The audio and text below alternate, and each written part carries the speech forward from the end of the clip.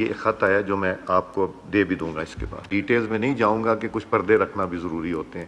افسوس یہ ہوتا ہے کہ جب آپ کی جماعت کی طرف سے یہ ہے کہ میں السلام علیکم ناظرین کرام، آپ یہ ویڈیو دیکھیے پھر اس پر بات کرتے ہیں. بلاول بھٹو زرداری صاحب ان کا شکر گزار ہوں.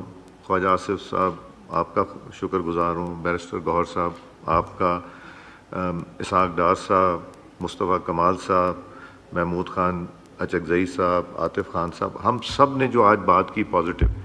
ہم بھول جائیں کہ ماضی میں کیا ہوا. ہماری لیڈرشپ آپس میں بیٹھے نہ بیٹھے، مگر کیا ہم پارلیمنٹیرینز پارلیمنٹ کی خاطر، بہتری کی خاطر، کیا ہم کوئی چارٹر آف پارلیمنٹ نہیں سائن کر سکتے؟ کیا ہم لوگ اکٹھے بیٹھ کے نہیں کر سکتے؟ کیا ہم لوگ بہتری کی طرف نہیں جا سکتے؟ ہم لوگوں کے حقوق کی بات کریں، ہم ایشوز کی بات کریں. میں تو یہ یقین رکھتا ہوں کہ آپ نے جو باہر جا کے بات کرنی اس کے بجائے یہاں کریں، مگر جو کتاب کہتی ہے، کانسٹیٹیوشن کہتی، رولز کہتی ہیں، اس کے دائرے میں رہ کے کریں. تو پھر تو کوئی وجہ نہیں ہے. آپ گورنمنٹ کو کے ایشوز پہ کریں، گورنمنٹ کی پرفارمنس پہ کریں، ضرور کریں.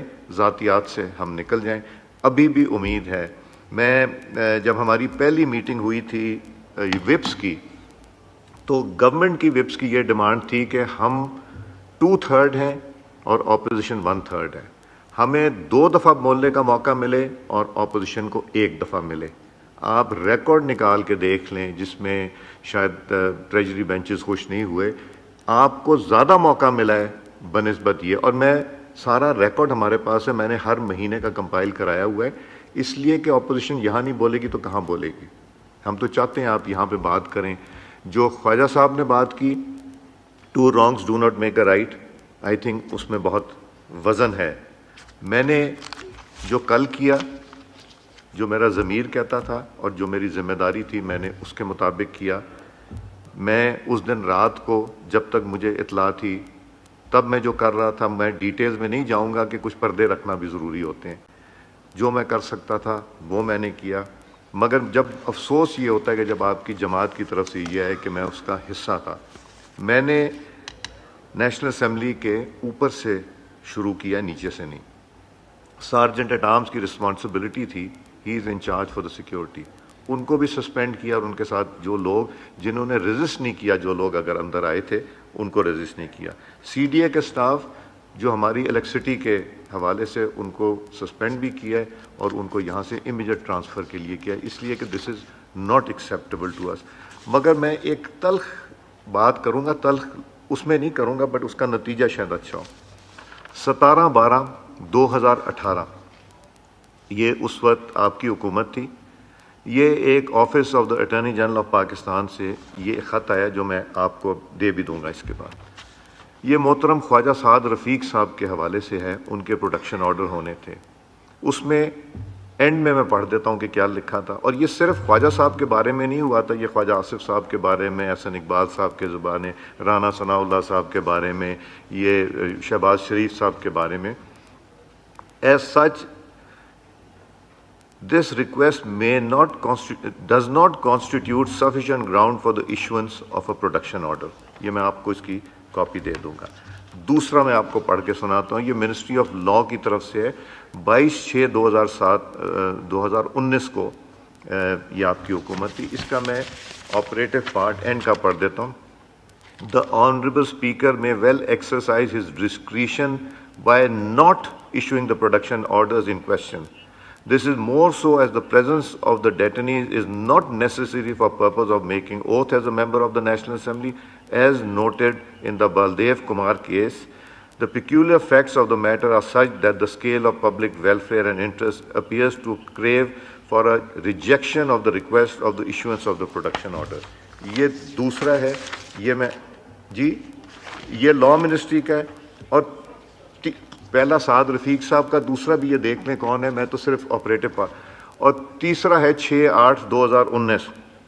When the request for production of order merely says to attend the proceedings of the ongoing 13th session of the National Assembly without mentioning as to why the presence is necessary, the request ex facie does not constitute sufficient grounds for the issuance of production order. یہ میں آپ لوگوں کی knowledge کے لیے یہ آپ کو دے رہا ہوں.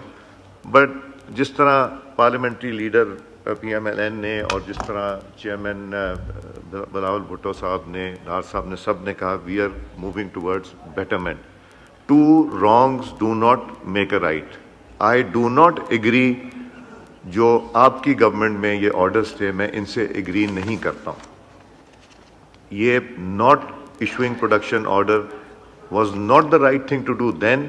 It is not the right thing to do now. I will inshallah do what is appropriate, what is required and what is necessity for the parliament کی عزت کے لیے. میں انشاءاللہ اس کی جو انسیڈنس ہوا ہے اس کی تہ تک جانے کی کوشش کروں گا. اور پلیز میری ریکویسٹ ہے یہ موقع ملا ہے آپ لوگ اگر میرے گھر آئیں تو پلیز وہ گھر جو ہے نا وہ کیمپ آفس ہوتا ہے. اگر آپ مجھے ملنے آئیں تو یہ نہ سوچیں کہ کیا بیکاز اپوزیشن گورنمنٹ کے ساتھ بیٹھنا ضروری ہے اور دونوں کا اسپیکر کے ساتھ بیٹھنا ضروری ہے تاکہ ماحول اچھا کیا جائے اور ہاؤس کی پروسیڈنگز کس طرح چلانی. اکیلی گورنمنٹ نہیں چلا سکتی, اکیلی اپوزیشن نہیں چلا سکتی. تو اس لیے ہمیں بہتری کی طرف تو میں ریکویسٹ کروں گا کہ ہم یہ کمیٹی آج ہی کانسٹیٹیوٹ کرتے ہیں, اس پہ ہم ڈیلے نہ کریں فردر اور اس کو ہم موشن موو کرتے ہیں. تشریف رکھیں گور صاحب. موشن موو کر کے میں آج ہی کانسٹیٹیوٹ کروں گا کمیٹی اور آپ لوگوں سے نام لے کے تاکہ یہ کل کے بجائے آج اس پہ کام شروع ہو جائے اور میں اپنی ذمہ داری کر لوں گا, آپ فکر نہیں کریں. ناظرین کرام, آپ نے ویڈیو دیکھی. ایاز صادق نے بھی ایک خط لہرا دیا آج اسمبلی کے فلور پر.